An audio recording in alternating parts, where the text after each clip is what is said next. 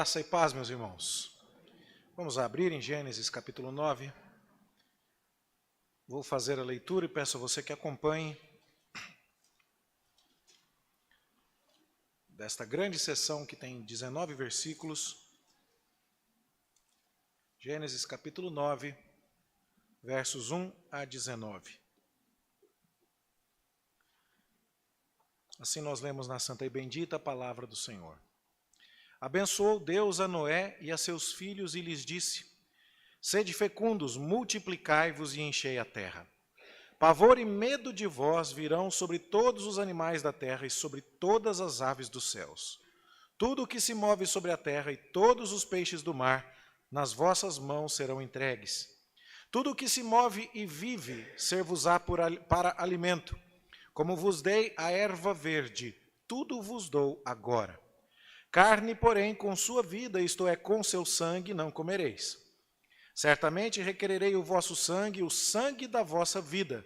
De todo o animal requererei, como também da mão do homem. Sim, da mão do próximo de cada um requererei a vida do homem. Se alguém derramar o sangue do homem, pelo homem se derramará o seu. Porque Deus fez o homem segundo a sua imagem. Mas sede fecundos e multiplicai-vos, povoai a terra e multiplicai-vos nela. Disse também Deus a Noé e a seus filhos: Eis que estabeleço a minha aliança convosco e com a vossa descendência, e com todos os seres viventes que estão convosco, tanto as aves, os animais domésticos e os animais selváticos que saíram da arca, como todos os animais da terra. Estabeleço a minha aliança convosco. Não será mais destruída toda a carne por águas de dilúvio, nem mais haverá dilúvio para destruir a terra. Disse Deus: Este é o sinal da minha aliança que faço entre mim e vós, e entre todos os seres viventes que estão convosco, para perpétuas gerações. Porei nas nuvens o meu arco, será por sinal da aliança entre mim e a terra. Sucederá que quando eu trouxer nuvens sobre a terra, e nelas aparecer o arco, então me lembrarei da minha aliança, firmada entre mim e vós e todos os seres viventes de toda a carne. E as águas não mais se tornarão em dilúvio para destruir toda a carne. O arco estará nas nuvens. Vê-lo-ei e me lembrarei da aliança eterna entre Deus e todos os seres viventes de toda a carne que há sobre a terra. Disse Deus a Noé: Este é o sinal da aliança estabelecida entre mim e toda a carne sobre a terra. Os filhos de Noé que saíram da arca foram Sem, Cã e Jafé. Cã é o pai de Canaã. São eles os 3 filhos de Noé, e deles se povoou toda a terra. Que o Senhor nos abençoe no estudo da sua palavra nesta noite. Meus irmãos, nós seguimos fazendo a exposição sequencial do livro de Gênesis. Um livro que, como temos dito, tem nas suas páginas a semente de uma árvore gigantesca, que vai se abrir ao longo dos 66 livros da Escritura, ou melhor, dos outros 65. Tudo aquilo que você vai ler em todos os demais livros da Bíblia, de alguma forma, já está presente aqui. Nós tivemos a oportunidade de ver como estruturas centrais da vida, como o trabalho, o casamento, o descanso, o tempo para Deus, estão ordenadas na criação do Senhor e estruturam a revelação de Deus até as últimas coisas, tendo em vista que o descanso final é aquele que encontramos em Cristo. Que a Bíblia se encerra com uma grande festa de casamento, a festa de casamento do segundo Adão, que se casa com a igreja. Temos visto como estas coisas, então, que são apresentadas a nós aqui no livro de Gênesis, se desdobram e se ampliam, se amplificam ao longo de toda a história bíblica. Vimos que Deus, para a sua glória, salva pecadores e faz isso através de atos de julgamento. Vimos que Deus expulsa o casal do jardim do Éden, e isto é um ato de julgamento, mas já declara que vai salvá-los por um descendente da mulher, que esmagará a cabeça da serpente, um ato de salvação.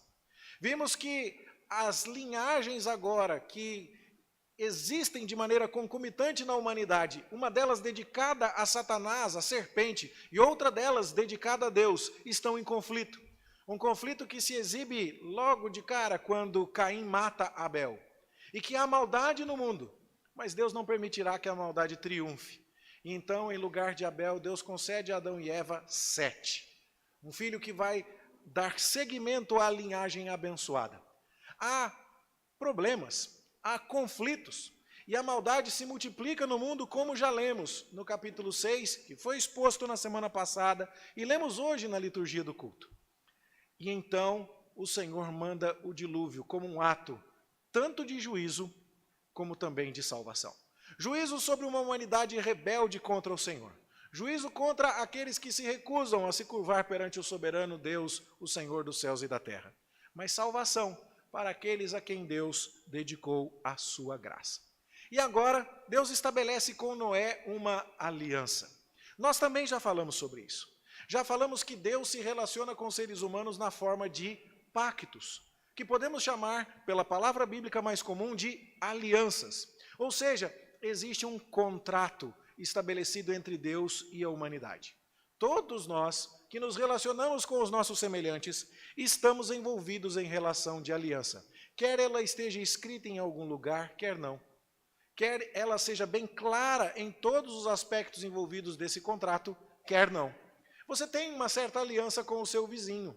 Você sabe que não pode jogar lixo por cima do muro.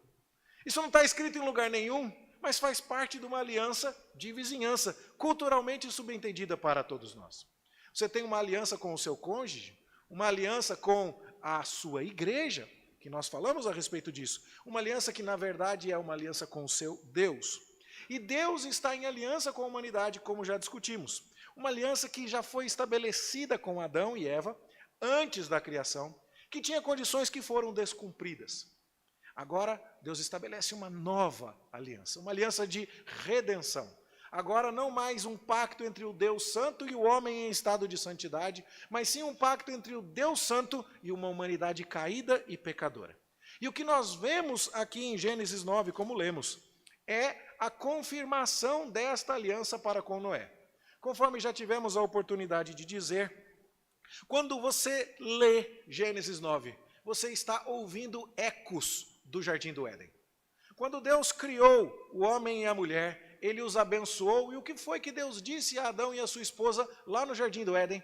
Exatamente a mesma coisa que Deus falou a Noé e aos seus filhos depois do dilúvio. Sede fecundos, multiplicai-vos e enchei a terra. E da mesma forma como Deus abençoou a Adão e a sua esposa, ele abençoou aqui Noé e a seus filhos com as suas esposas. E você então percebe, mais uma vez, a trama de Gênesis acontecendo. Há muitos fatos novos, mas o plano central de Deus de abençoar a raça humana, de salvar pecadores, de manifestar o seu juízo sobre a serpente e os seus seguidores, continua em pé. Nem toda aquela maldade do capítulo 6 de Gênesis, quando filhos de Deus tomam para si as filhas dos homens, seja qual for a difícil interpretação desse texto, conforme vimos na semana passada, Deus não permitirá que o mal triunfe. E aí então, as águas do dilúvio cobrem a terra num grande julgamento. E aí então, após o dilúvio, a aliança continua. A aliança de Deus tem os mesmos princípios com Noé, que foram exibidos no relacionamento de Deus com Adão. No entanto, há algumas coisas aqui que são diferentes. Embora a aliança com Noé reflita os mandatos criacionais, vocês vão encher a terra, vocês serão fecundos. Embora a aliança reflita a comida que Deus dá à raça humana, lá no Jardim do Éden, Deus disse a Adão e Eva que dava para eles todas as árvores frutíferas para mantimento. Aqui Deus diz no versículo 3 de Gênesis 9, que inclusive vai dar a Adão e Eva todo o ser que vive, toda a carne dos animais para alimento, dando, portanto, a ideia de que Deus está preocupado também com a alimentação da raça humana. Mais uma vez nós encontramos a graça de Deus sendo oferecida. Se ela foi oferecida para Adão quando pecou, ela é oferecida aqui a Noé também. Isso está um pouquinho atrás, lá no capítulo 6, quando nós lemos no versículo 8, Noé achou graça diante do Senhor. Foi uma leitura que nós fizemos na liturgia e foi por isso que nós cantamos: é tua graça que liberta, é tua graça que me cura, é tua graça que sustenta a minha vida. Adão precisava de graça, Noé precisava de graça. Note que a gente cantou também que o cristão deve crer e observar tudo quanto Deus ordena. E também está dito aqui que Noé fez tudo conforme Deus lhe mandou na hora de construir a arca. Mas Deus faz questão de deixar claro para nós que Noé foi alvo da sua graça. Não foi por causa do que Noé fez, não foi por causa de seus méritos. E isso fica particularmente expresso aqui na maneira como os versículos são colocados. Se você olha o verso 8 de Gênesis 6, é dito: Noé achou graça diante do Senhor. E a partir de Gênesis 9 você lê: essa é a história de Noé. Noé era homem justo e íntegro. A história de Noé começa com umas palavras que a antecedem. Ele achou graça. E por que ele achou graça? Deixe-me contar a história dele. Ele era um homem justo e íntegro. Aqueles que foram alcançados pela graça que liberta, pela graça que cura, são aqueles que vão procurar crer e observar tudo quanto o Senhor ordenar. São aqueles que são alcançados por estas promessas aqui, que estão em ação e que fazem com que aquela bela expectativa de Lameque se cumpra. Nós também lemos na liturgia o texto em que Lameque diz que o seu filho vai se chamar Noé, e ele vai consolar a família das maldições naquela terra que Deus estava amaldiçoando, das dores, das dificuldades, das lutas. E é por isso que esse nome de Noé, que tem a ver com consolo, aponta para Cristo, que é o nosso consolo, e foi por isso que nós cantamos: consolo, abrigo, força, refúgio, é o Senhor Jesus, o nosso Salvador. Há muita coisa aqui entrelaçada, e nós estamos olhando, portanto, para as semelhanças entre o que Deus combinou com Adão, a sua aliança, e a aliança de Deus com Noé. Ambas falam sobre crescer, multiplicar, ambas falam sobre alimento, ambas falam sobre a graça de Deus sendo derramada sobre o seu povo. Mas há progressos aqui. Um dos progressos mais significativos que nós vamos ver é o fato de que agora Deus explicita que deseja lidar com famílias. É um dos avanços mais significativos da aliança noaica. Porque, como você pode ver aqui no texto, Gênesis capítulo 9, versículo 9. Eis que estabeleço a minha aliança convosco e com a vossa descendência. Nós vamos ver isso a partir de agora no livro de Gênesis de maneira claramente repetida. Deus é um Deus de famílias. Qual foi o problema do pecado no dilúvio? Foi quando linhagem piedosa se mistura com linhagem ímpia.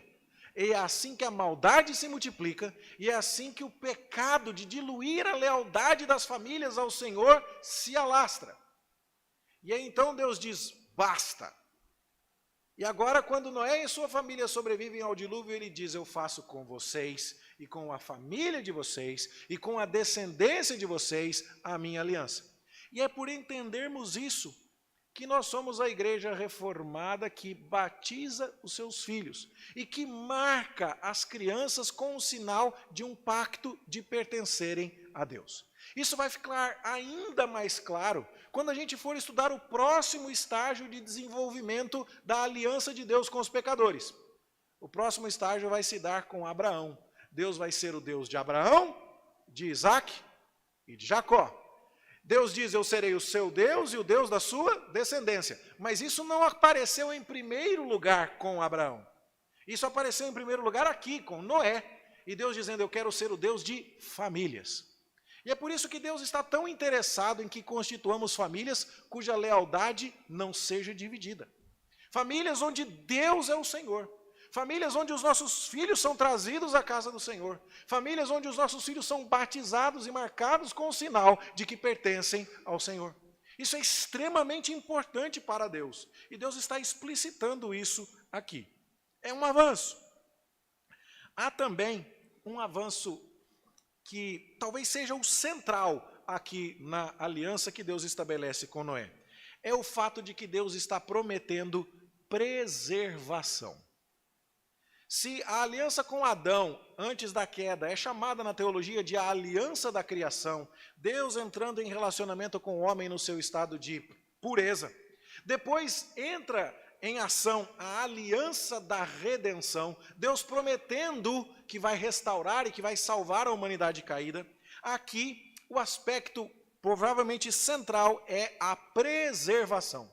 Por quê? Porque Deus está dizendo que não tornará a inundar o mundo com o dilúvio. Ele puniu o pecado. Ele puniu o pecado com juízo. O mundo pereceu afogado em água. E nós vimos hoje pela manhã a importância de defender que o dilúvio é um acontecimento histórico. Cai toda a nossa fé. Se nós olharmos para esse relato como uma parábola, um conto de fadas.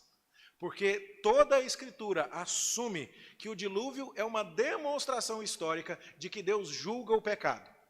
Mas pense comigo, se toda vez que o pecado se multiplica, Deus age com um juízo severo, global, catastrófico, como foi o dilúvio,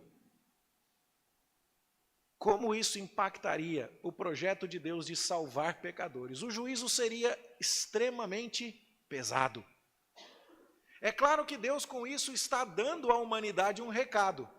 Como nós vimos hoje pela manhã, o apóstolo Pedro está nos chamando a pensar: não se engane você que acha que Deus não julga pecados.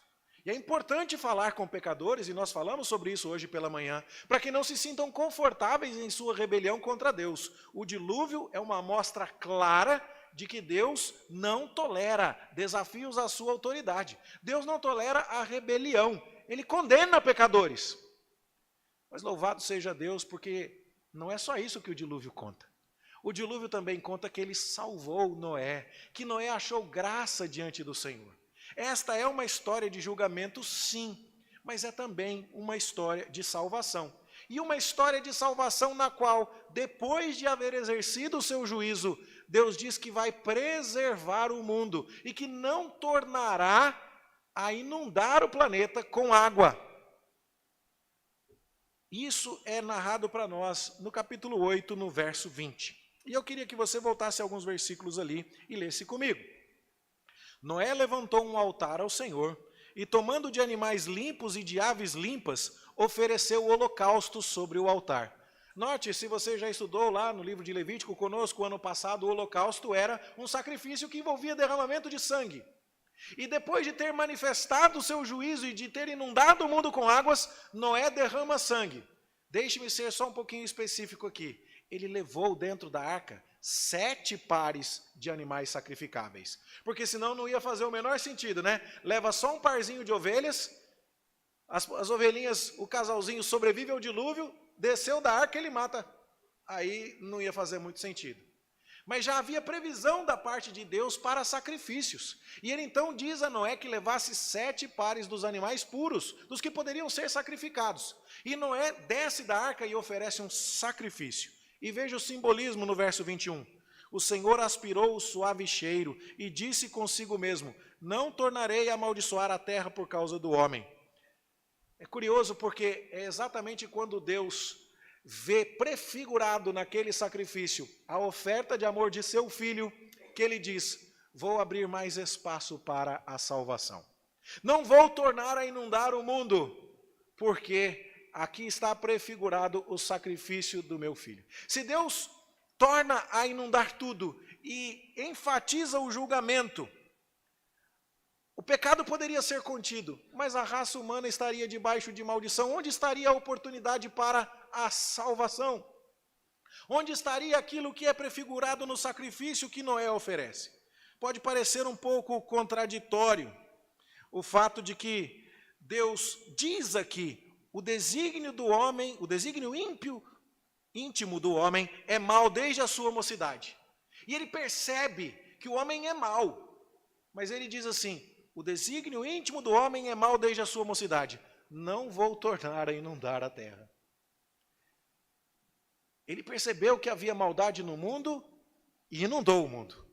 E depois do dilúvio, ele continua a dizer, o homem continua mal, mas eu recebi um sacrifício e eu não vou tornar a inundar. O que foi que aconteceu? Deus está sendo lembrado, não que ele precise disso, mas ele está sendo adorado agora através de um sacrifício que aponta para a pessoa do seu filho e está dizendo, agora eu vou abrir a oportunidade para a salvação. Você consegue acompanhar o que está sendo dito aqui? Deus acabou de julgar o mundo inteiro, afogou todo mundo. E ele fez isso porque tinha pecado. Noé achou graça, Noé escapou, Noé ofereceu um sacrifício. Deus diz, o homem continua mal. Só que agora eu não vou resolver isso com julgamento imediato. E aí o que é que Deus vai dizer na sequência? Ele vai falar sobre as provisões, ele vai falar sobre como preservar esta raça humana para abrir espaço para a salvação. O julgamento já aconteceu, ele prefigura o julgamento final que acontecerá, mas Deus, aspirando o suave aroma das ofertas de Noé, diz, agora abrirei o espaço para a salvação.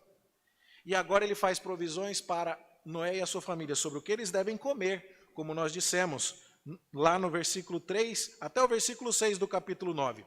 Ele inclusive diz que vai suspender o julgamento temporariamente, quando diz que não tornará a inundar a terra. Ele até mesmo faz previsões sobre a pena de morte.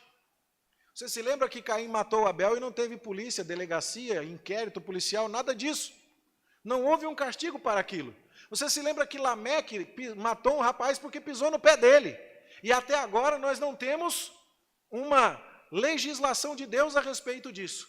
Agora, no entanto, Deus vai dizer que aquele que tirar a vida de um ser humano pagará com a própria vida.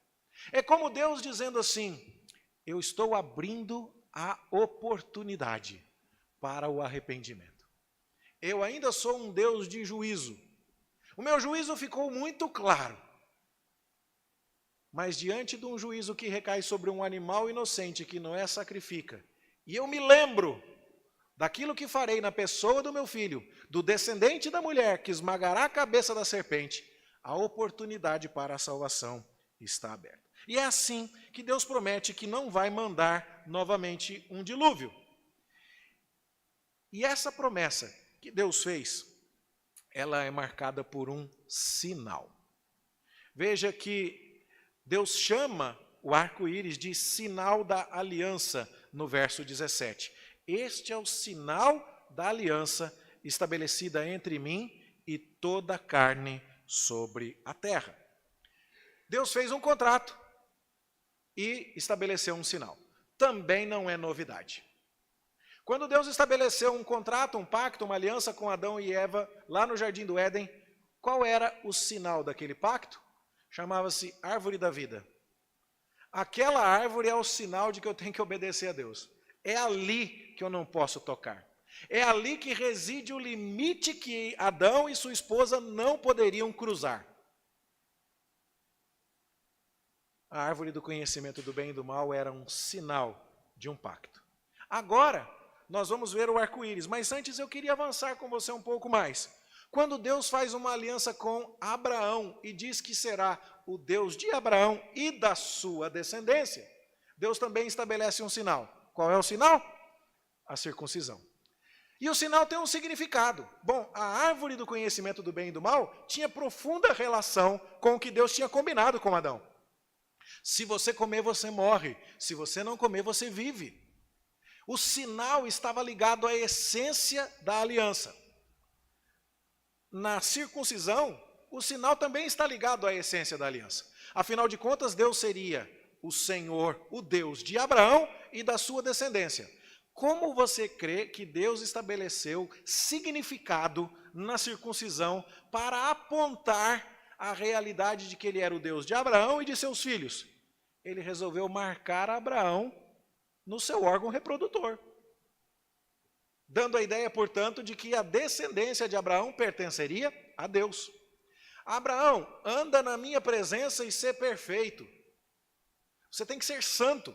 Bom, o sinal que Deus ordenou envolvia a remoção de pele que facilitava a higiene do órgão reprodutor de Abraão. E isso apontava para a santidade que Abraão deveria exibir. Mas o pacto que Deus fazia com Abraão era um pacto de vida ou morte. Se desobedecido, geraria a morte. A circuncisão derramava sangue.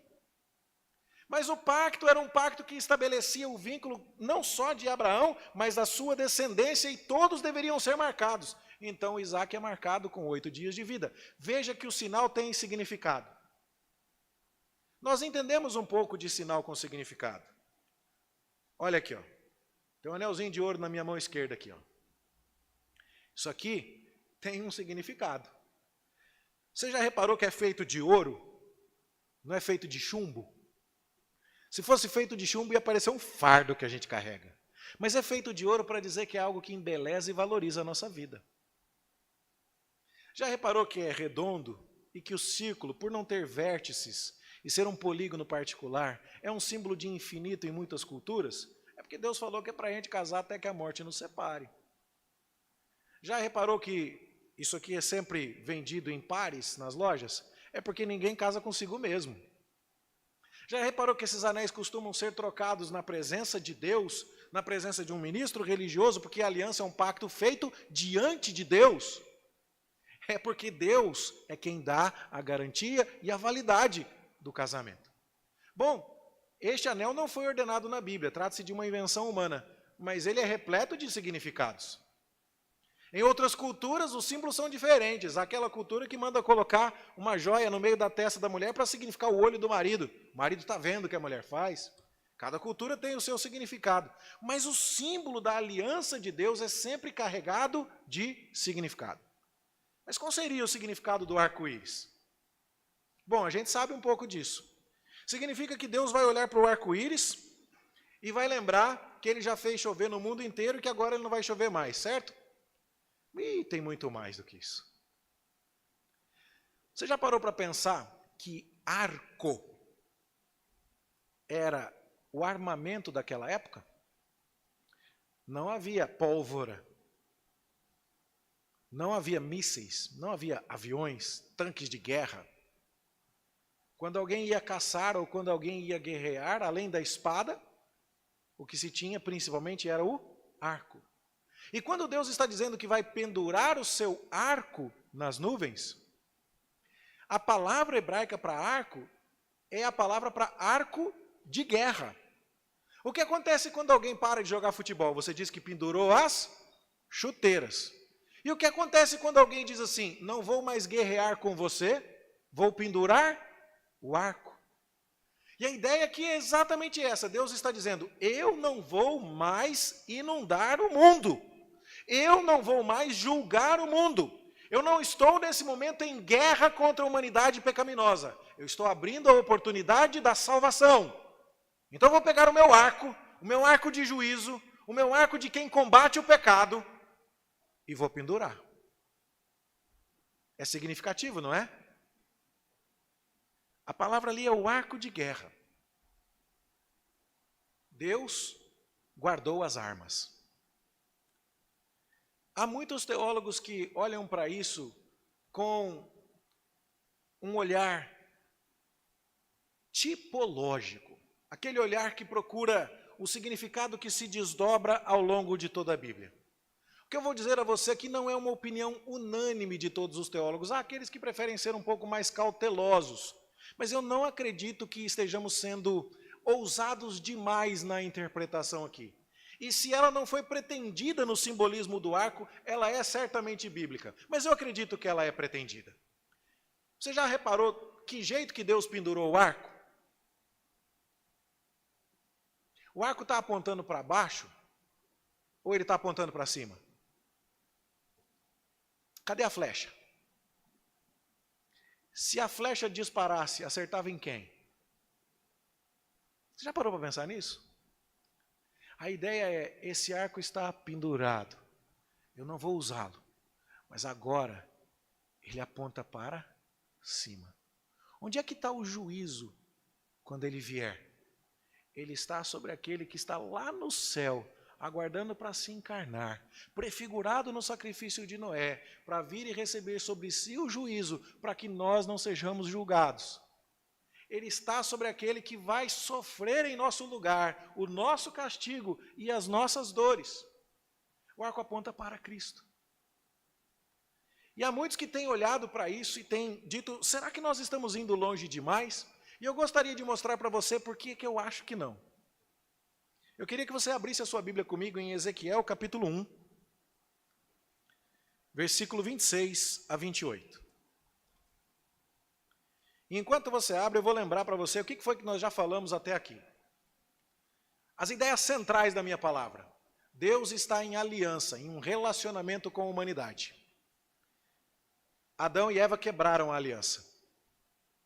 E ele manteve, por graça. Noé achou graça.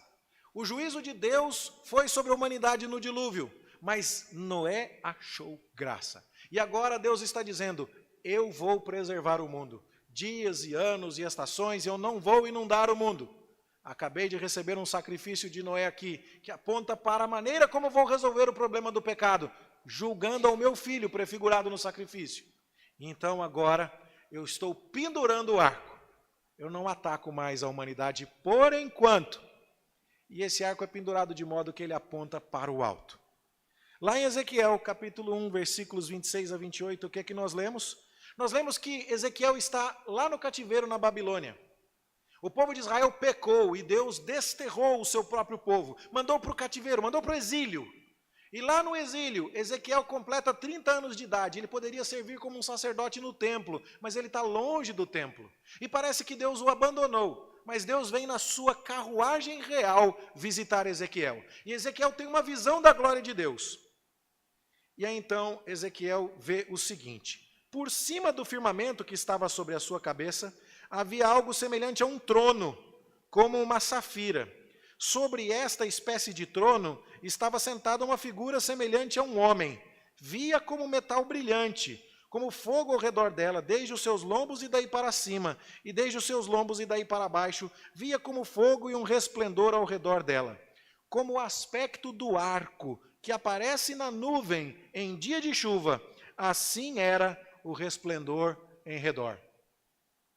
Você já parou para pensar que na carruagem real, na qual o próprio Deus veio visitar Ezequiel, para dizer, Ezequiel, eu estou com você na Babilônia, e eu protegerei você, e esta não é a palavra final, você está salvo. Deus vem visitar Ezequiel num trono rodeado pelo arco-íris. Mas não é só isso. Como muito do que acontece em Gênesis tem o seu desfecho lá no Apocalipse, o casamento do primeiro Adão e o casamento do segundo Adão, a árvore da vida mencionada em Gênesis, a árvore da vida mencionada no Apocalipse, a morte surge em Gênesis, a morte desaparece no Apocalipse, a mesma coisa vai acontecer com o arco-íris. E agora vamos a Apocalipse capítulo 4, para dar uma olhada aqui. O que é que vamos ver no livro do Apocalipse capítulo 4? Vamos ler a partir do verso 1. Depois destas coisas olhei, e eis não somente uma porta aberta no céu, como também a primeira voz que ouvi como de trombeta ao falar comigo, dizendo, sobe para aqui e te mostrarei o que deve acontecer depois destas coisas. Imediatamente eu me achei em espírito, e eis armado no céu um trono, igual aquele que visitou Ezequiel. E no trono alguém sentado. Ezequiel também viu a figura de um homem. Esse que se acha sentado é semelhante no aspecto à pedra de jaspe e de sardônio, e ao redor do trono há um arco-íris, semelhante no aspecto à esmeralda. E a pergunta é, quem é que está sentado no trono, segundo o Apocalipse? Continue a ler. E aí você vai para o capítulo 5, e aí você vai até o versículo 6. Então vi, no meio do trono, e dos 4 seres viventes, e entre os anciãos de pé, um cordeiro, como tendo sido morto. O arco de Deus apontou para o cordeiro que morreria. E esse trono, do qual o cordeiro governa, é o trono de alguém todo-poderoso que recebeu o julgamento sobre si. Que coisa maravilhosa, meus irmãos. Falávamos hoje cedo que precisamos equilibrar as mensagens de juízo e as mensagens de consolo. Que precisamos nos lembrar que somos seres humanos pecadores e sofredores. Precisamos nos lembrar de exortar, mas de consolar o povo de Deus. O pastor que só dá bronca não faz bem, mas o pastor que só faz promessas também não o faz. E que, ao mesmo tempo em que olhamos para um dilúvio onde a humanidade pereceu por causa do seu pecado, nós olhamos para o dilúvio no qual Noé e a sua família acharam graça diante do Senhor. E esta não é, portanto, apenas uma mensagem de julgamento e de juízo, mas é também uma mensagem de salvação. Deus está dizendo: pendurei o arco. E quando ele for atirar, inicialmente ele atira sobre mim, para que a raça humana caída tenha a salvação no Cordeiro que será morto e ocupará o trono. Irmãos, como a palavra de Deus é perfeita e maravilhosa.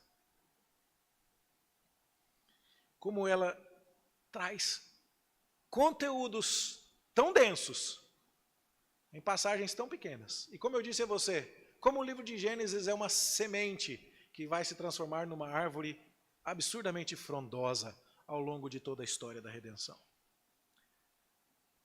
O sinal da aliança entre Deus e a humanidade caída nos dias de Noé, na aliança da preservação, é um arco que eu e você podemos ver.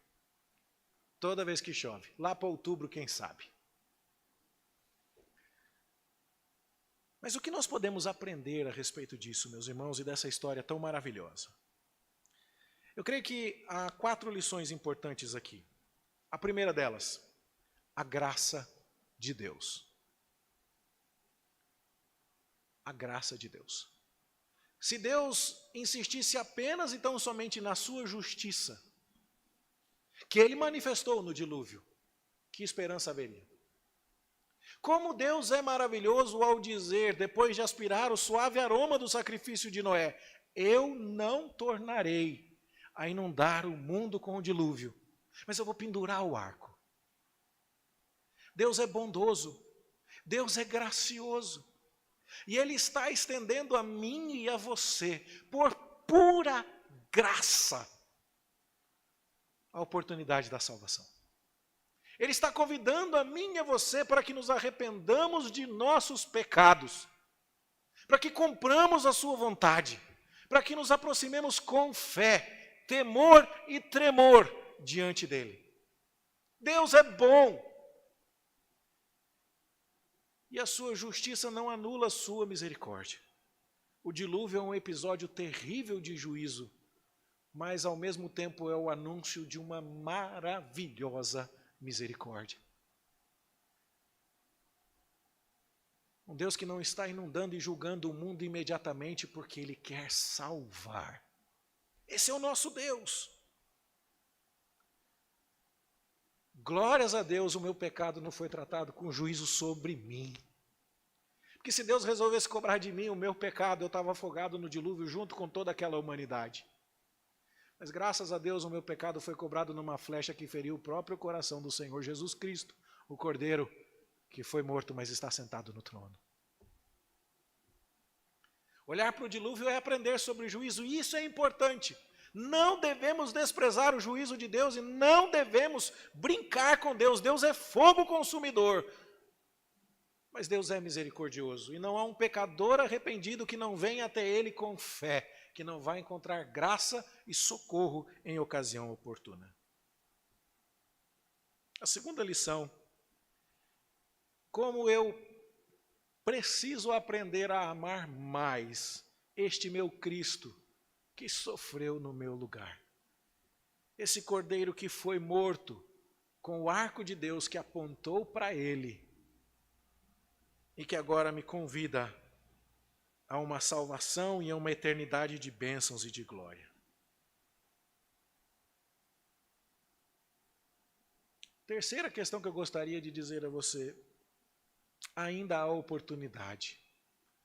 Eu não sei se eu estou falando com pessoas aqui que já entenderam o quanto Deus é justo e julga, e já perceberam a tremenda necessidade de arrependimento e mudança de vida, e já se entregaram a Deus numa relação pactual, dizendo: Deus, eu quero pertencer ao Senhor. Eu quero ser marcado com o sinal da aliança. Eu quero que as regras sejam as tuas e não as minhas. Eu careço da tua misericórdia. Amigo, ainda há oportunidade. Mas ela não dura para sempre.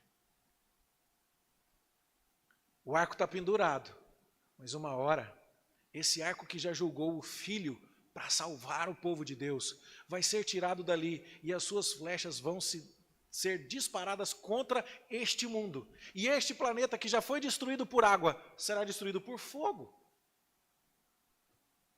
E aí então começa um novo céu e uma nova terra.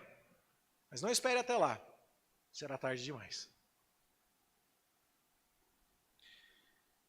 E a última lição que eu gostaria de destacar aqui é que, como somos hábeis, enquanto pecadores, em desvirtuar as coisas.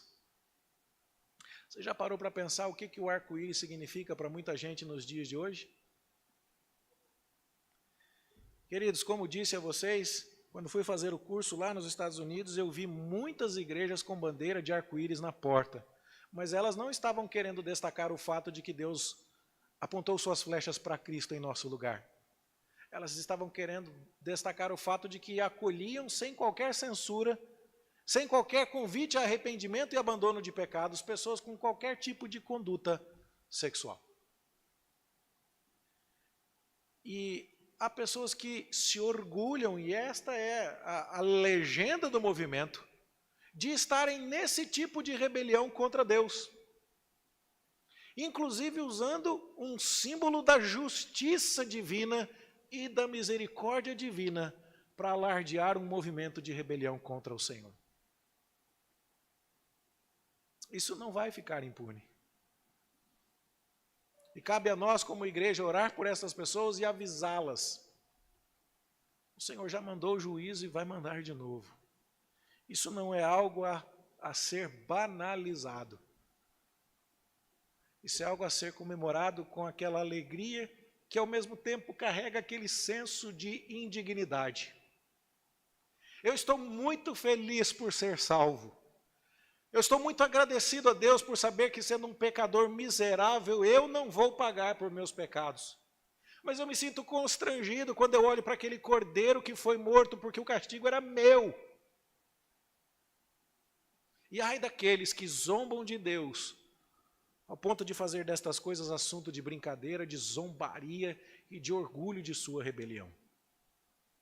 Deus tenha misericórdia de nós e nos ajude como soldados fiéis do seu reino, como pessoas que estão em relação de aliança com Ele, a construirmos as nossas famílias debaixo do pacto, a celebrarmos a nossa salvação por causa da misericórdia do Senhor, a lembrarmos que, como fomos juntamente com Noé achados em graça diante do Senhor, somos agora chamados também a crer e observar tudo quanto o Mestre nos ordenar.